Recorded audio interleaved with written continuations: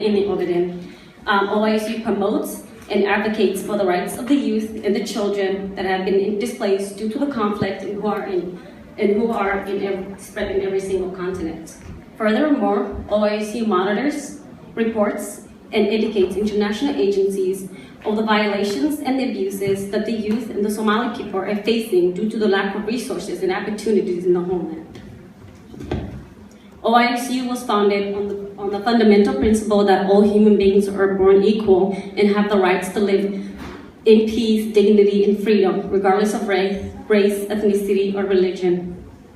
Our vision, so here in Seattle, we strive and engage in critical and thought-provoking discussions and lectures on relevant national topics and ideological and political and ideological awareness of the youth through forums, seminars, and other methods. Through seminars and trainings, we educate the youth to be able to prevent by themselves from misguided ideas, either based on religion or any other means. Even though we currently don't have an office, nor the tools, that doesn't stop us from providing after-school and homework assistance to our youth and children. Moreover, we create a platform for our youth and children designed to teach and educate them on the importance of our culture.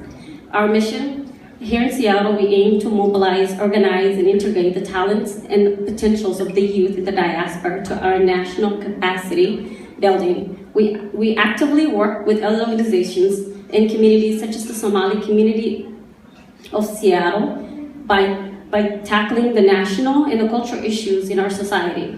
We are hoping to engage and inform human rights agencies, both local and international levels, to help and advocate with us in achieving the basic human rights back home. So with that said, the guys are wearing t-shirts that we actually designed, and it says "Stop the Genocide in the Ogaden."